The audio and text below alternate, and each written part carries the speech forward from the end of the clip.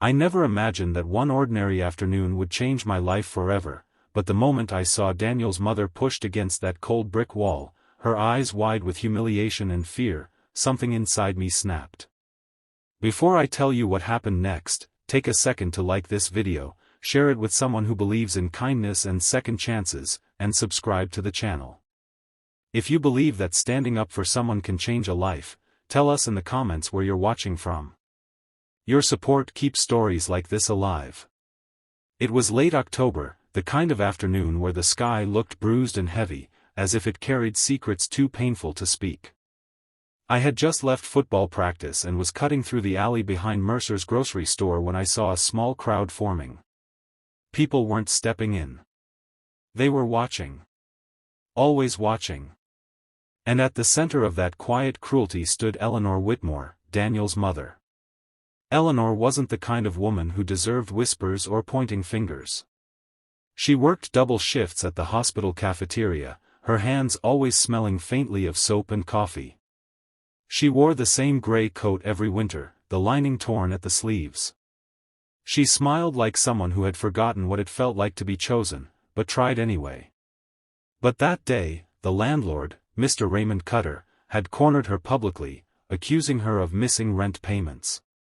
His voice was loud, sharp, and intentionally cruel. He wasn't just demanding money. He was stripping her of dignity. Daniel was my best friend since second grade.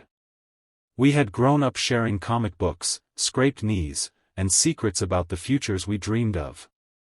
I knew how hard things had been for them since his father passed away 3 years earlier.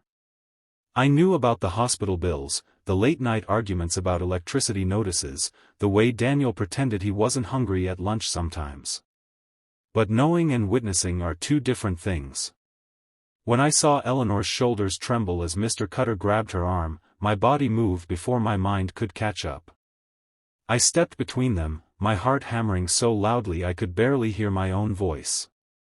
I told him to let her go. I told him he had no right to humiliate her like that. My voice shook, but I didn't back down. Mr. Cutter looked at me like I was an inconvenience, like I was nothing more than a boy playing hero. He warned me to mind my business. But sometimes doing nothing is the greatest betrayal. And I couldn't betray Daniel. I couldn't betray the woman who used to pack extra cookies in my lunch when my own mom was too busy to remember. People in the crowd started whispering. Someone recorded on their phone. The tension hung thick and metallic in the air.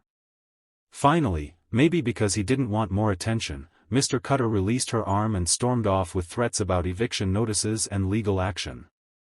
The crowd dispersed quickly, like it had never been there.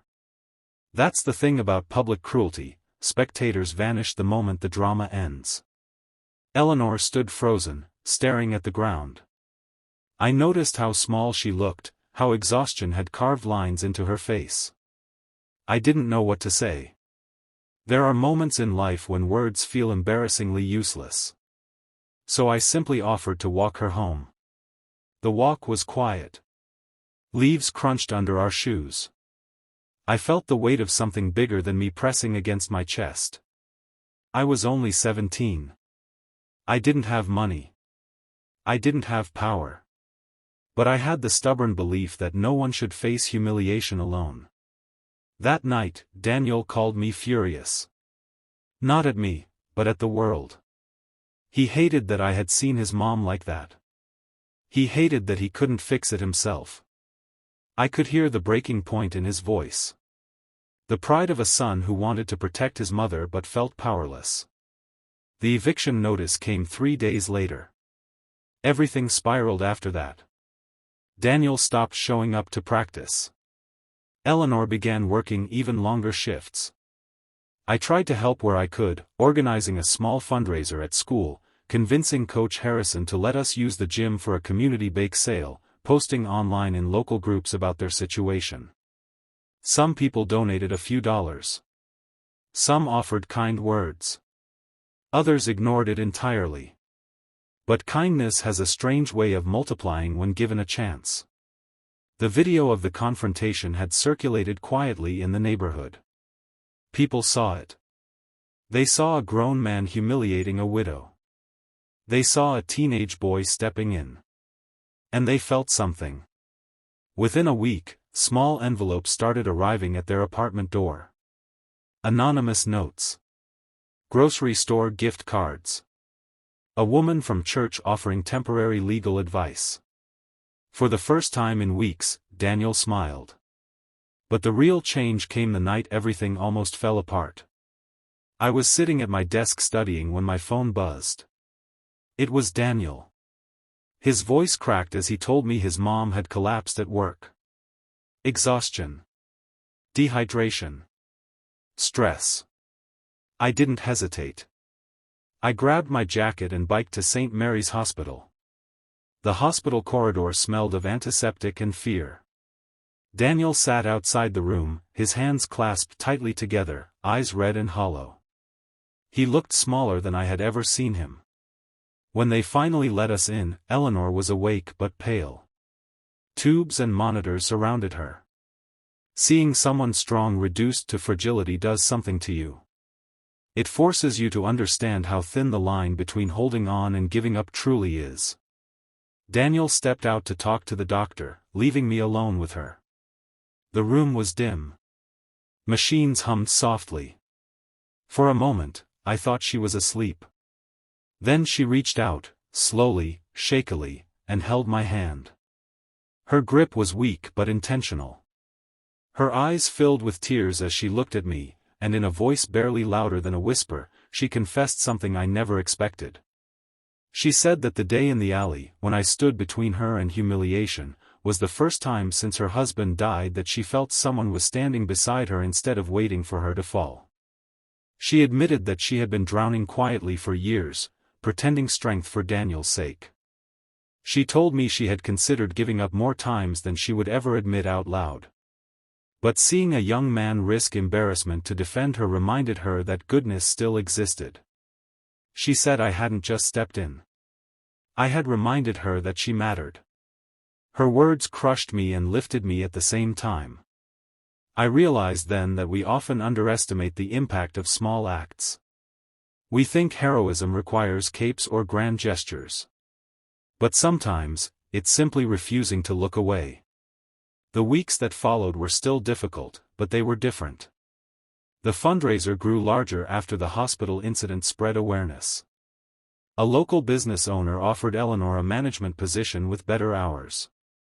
The landlord, under public pressure and legal warning, withdrew the eviction notice. Life didn't become perfect overnight.